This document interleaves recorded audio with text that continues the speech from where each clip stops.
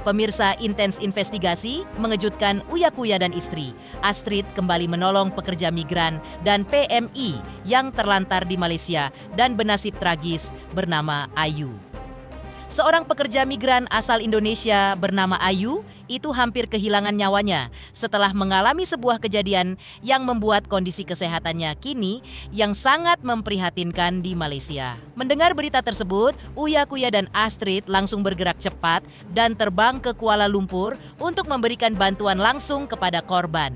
Tak hanya memberikan semangat moral, Uya Kuya dan Astrid juga menanggung sebagian besar biaya pengobatan dan kebutuhan Ayu selama berada di Malaysia. Lantas, benarkah juga Uya Kuya akan bekerja sama dengan komunitas WNI setempat, relawan kemanusiaan dan perwakilan KBRI untuk mempercepat proses pemulangan Ayu ke kampung halamannya di Blitar, Jawa Timur? Pemirsa, bersama Intens Investigasi kami hadirkan kabar terkini, terpercaya, dan teraktual. Tetapi sebelumnya, jangan lupa untuk like, subscribe, dan juga share channel YouTube ini.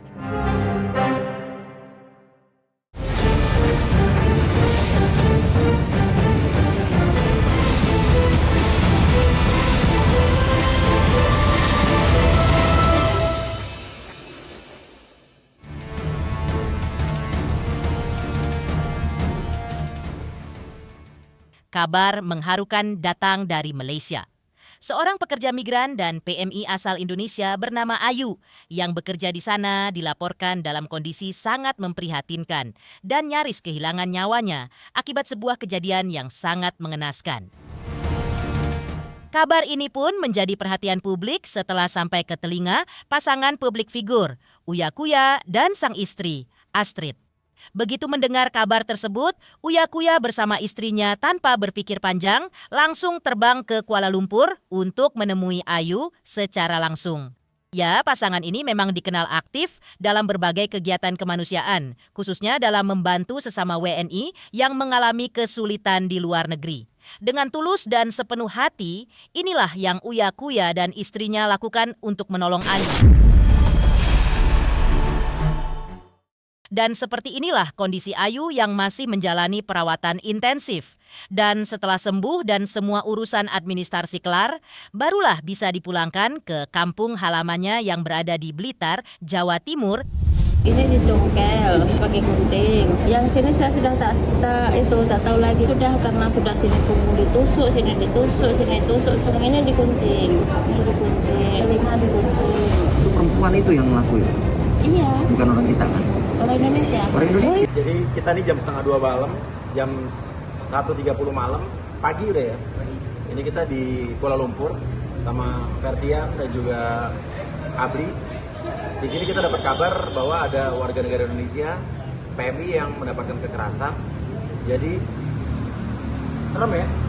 Matanya dicongkel yang satu lagi dijahit, tangan digunting kanan kiri, kuping dipotong, belakang ditusuk-tusuk dan kemaluannya dimasukin cabai. Besok pagi langsung akan tengok dan kita akan coba lihat bagaimana kemungkinannya kalau emang bisa kita pulangkan, insya Allah kita pulangkan. Dan juga ada satu PMI yang stroke juga ya, insya Allah kalau mau dibantu kita akan pulangkan. Dan ini udah malam, 1:30 malam, kita istirahat dulu, besok pagi kita lanjut lagi. Sama-sama, aku langsung dengar kabar dari teman-teman.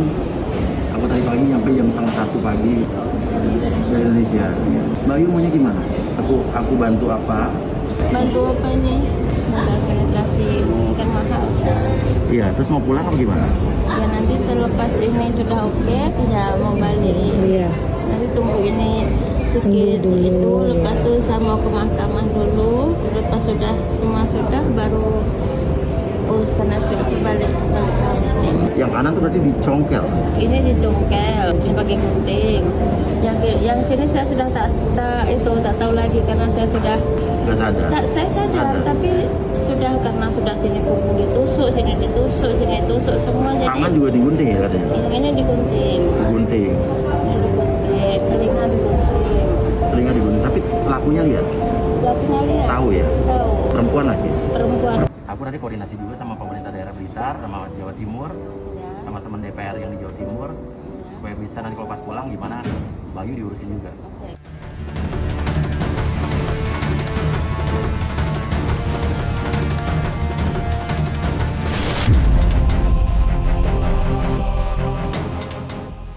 Ya, apa yang dialami Ayu memang menjadi bagian dari realita pahit yang dialami sebagian PMI di luar negeri, di mana masih kerap terjadi kondisi kerentanan dari status administratif, akses ke layanan hukum, hingga perlindungan dari pelecehan atau kekerasan yang seringkali terjadi. Dan Ayu adalah salah satu korban yang ditemukan terlantar di pinggir jalan tol di Malaysia.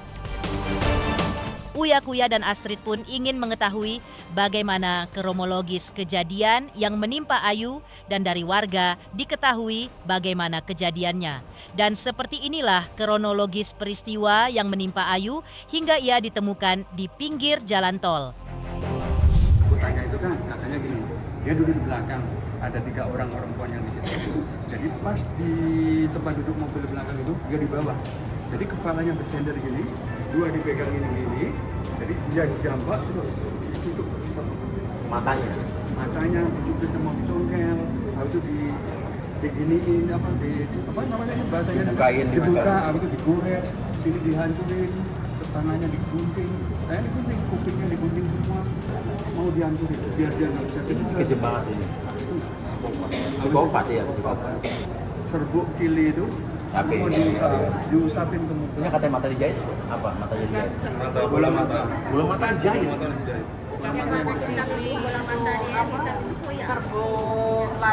Alhamdulillahnya itu sih waktu dibuang tuh telanjang dia masih kuat lambaikan Minta tangan tolong minta ya. tolong ke orang. Kata dia habis ditendang dibuang tuh masih dijahit pinggir jalan. Yang masih alhamdulillah ada abang food panda tuh yang tolong dia telepon ke ambulan untuk bawa ke rumah sakit.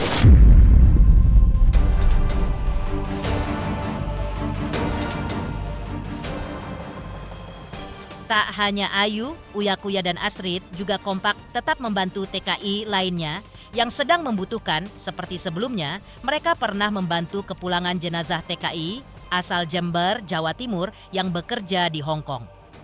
Dan sebagai pihak yang turut membantu kepulangan jenazahnya, Uya Kuya pun terlihat ikut menyerahkan jenazah kepada pihak keluarga yang terlihat begitu sedih. Kita mau ke Jember, kita lagi ada pemulangan salah satu jenazah TKW atau PMI dari Hong Kong yang sudah berapa lama meninggalnya, dan ini kita udah urus dari 3 minggu yang lalu. Tapi hari ini baru bisa pulang jenazahnya ke Jember, kita langsung antar langsung ke Jember. Ini jenazah almarhum Reva, PMI atau TKW dari Hong Kong yang kita pulangkan hari ini sudah tiba di Jember setelah perjalanan dari Surabaya selama 4 jam. Ini akan langsung segera dimakamkan, dan ini prosesnya sudah dari sebulan yang lalu sebetulnya. Kita urus bersama Miss Yuni, dan ini baru bisa pulang hari ini. Ibunya Rifa ini Bunda Astrid, ini Mas Uya Kuya Ibu. Iya.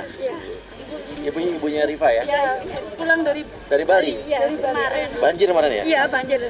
Iya. Iya, langsung ke sana ya. Ayo. Dari Disnaker Jember. Oh iya Pak. Iya. Oh iya Pak, ini Miss Yuni. Oh iya. Iya. Ibu, saya Astrid, Pak. Iya. Apal Oh Bu, Bu. Ayo Mas Joni. Iya. Nah ini tadi Ibu yang video call tadi. Ini yang orangnya di sini. Ya ayo Bu. Aku Iya. aku penuhin janjiku kan Bu. Aku wis balik. Biar aku gak iso ngomong Ibu. Kurane sing oke ya Bu ya. Aku gak iso balik nek sabar ya.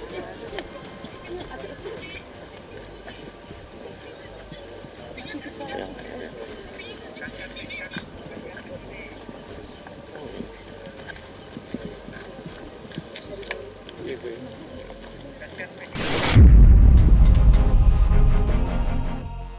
Selanjutnya, di tengah kegiatannya yang kerap melakukan aksi kemanusiaan ini membuat pasangan Uya Kuya dan Astrid kerap melihat betapa beratnya ujian hidup yang dialami para pekerja asal Indonesia yang bekerja di luar negeri.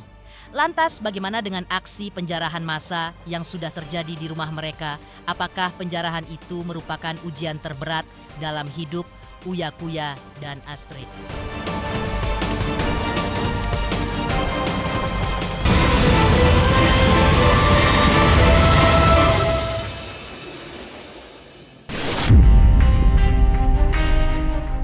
Sebelumnya, tim intens investigasi sempat mengikuti kegiatan Uya Kuya dan Astrid secara eksklusif di daerah Jember untuk melakukan tugasnya sebagai wakil rakyat. Saat itu, Astrid menyebut bahwa dirinya selalu merasa senang jika dirinya bermanfaat bagi banyak orang. Selain itu, Astrid dan Uya Kuya pun menceritakan perasaan takutnya ketika rumah mereka dijarah.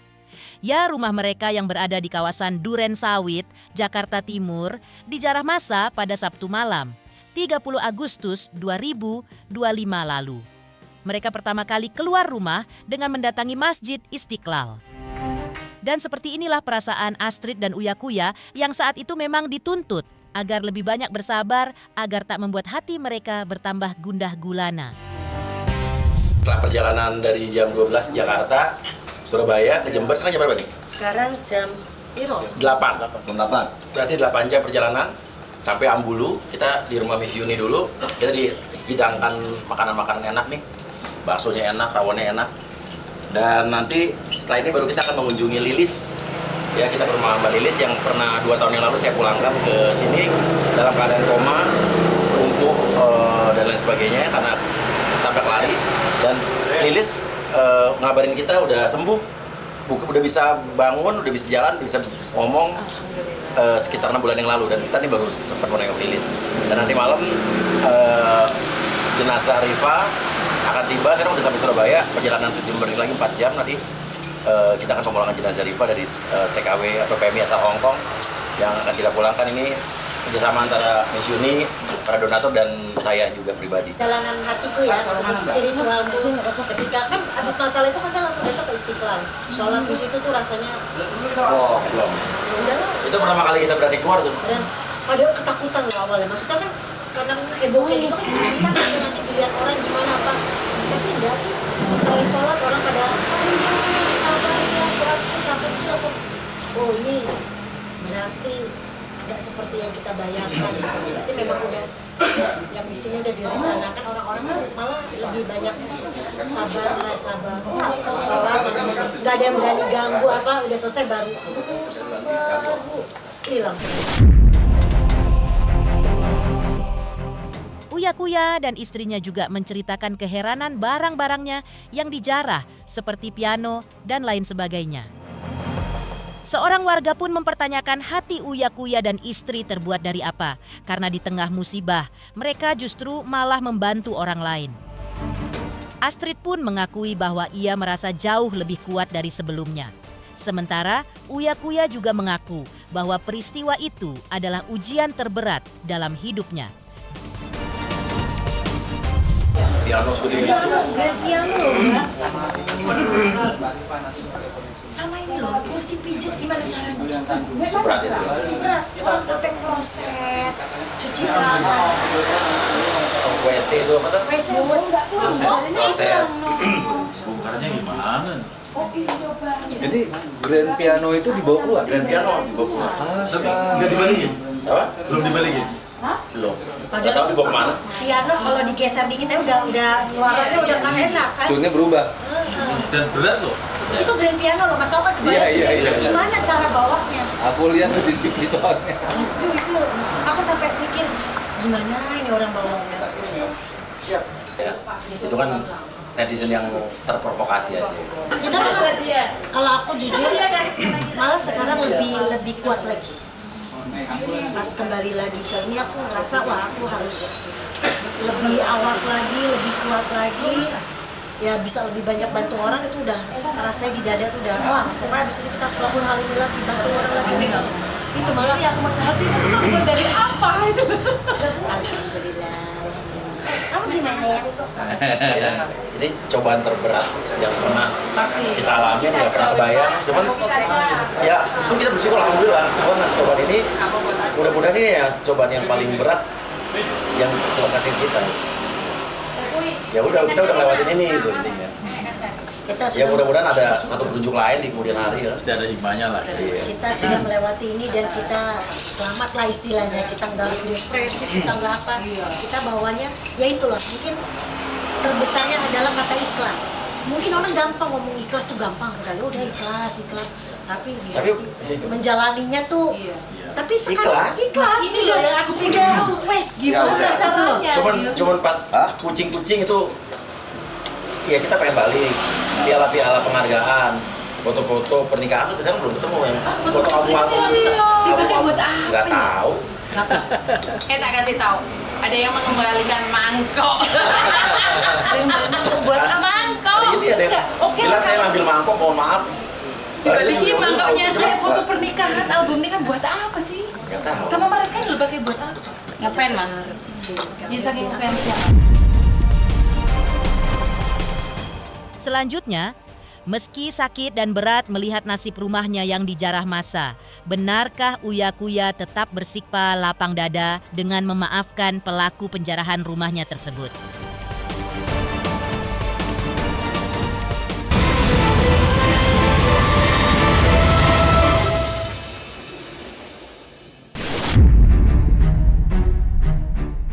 Sebelumnya, Uya Kuya juga memberikan pernyataan mengejutkan yang dilontarkannya pasca rumahnya yang dijarah dan dirusak oleh massa. Ia mengatakan bahwa dirinya sudah memaafkan orang-orang yang menjarah isi rumahnya. Bahkan Uya Kuya dan Astrid sudah memaafkan seorang nenek tetangga rumahnya yang saat aksi penjarahan hingga berujung dirinya ditahan.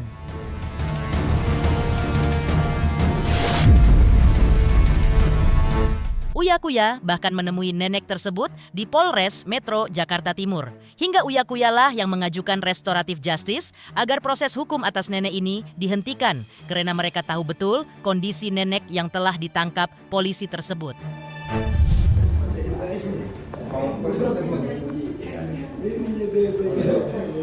Bebas ibu udah nggak dilanjutin. Nah, gue jangan nangis lagi. Jangan nangis lagi. Kita maafin ibu, kita maafin. Jangan lupa dokumennya mana? Dokumentasi. Dengan kayak gini yang penting Jujur. Ya. Iya. Udah benar. Udah. Dan salam dari kapan kita mampir ke rumah ibu ya? Ya, rumahnya dekat rumah saya kan? Iya. Bu RT masih. Ya. Yang enggak dimaafin kok. Maafin. Kasihan ibunya juga. Dimaafin. Kan enggak maksud. Ya, enggak ada maksud. Cuman ketemu ya. Dimaafin sekali. Dimaafin udah ibu, jangan nangis lagi. Nih. Buat jajan cucu nih, Bu. Kok gimana orang itu? Udah jatuh, masih bahaya lagi. Buat jajan cucu.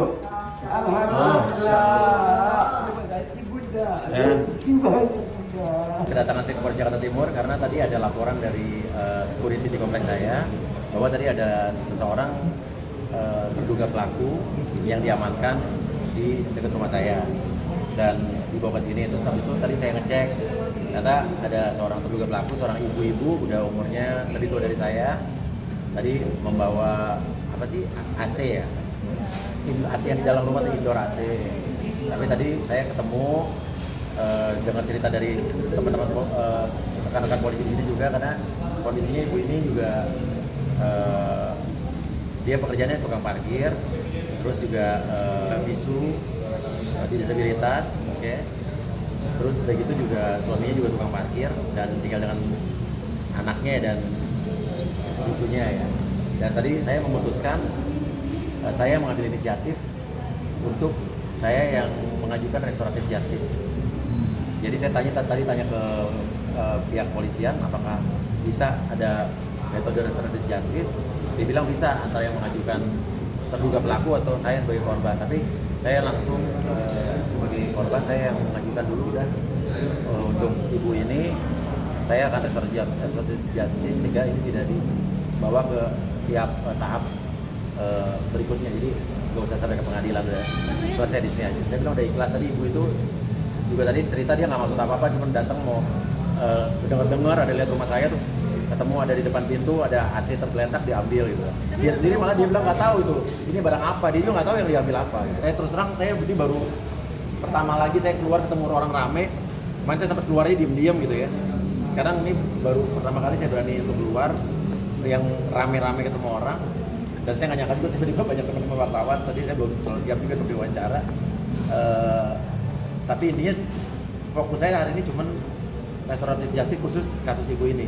Kalau untuk yang kata terduga-duga lain saya nggak tahu juga, saya itu langsung di urusan polisi. Ini sih warga biasa, ibu-ibu benar-benar tukang parkir, penghasilan juga katanya sehari cuma 30.000. Saya kalau 10 tersangka ini saya nggak tahu, maksudnya nggak, karena saya juga sampai sekarang belum buat laporan apa-apa, Dan itu kan mungkin hasil laporan model A dari polisi atau mungkin hasil tangkapan polisi pada saat itu. Saya juga nggak mengerti karena tadi urusan saya kan di unit PPA dan khusus buat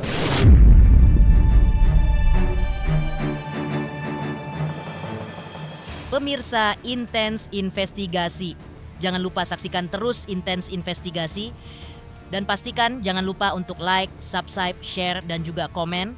Tim redaksi Intens Investigasi juga mengucapkan banyak terima kasih kepada semua subscribers. Hingga channel Intens Investigasi kini sudah mencapai 3.600.000 subscribers.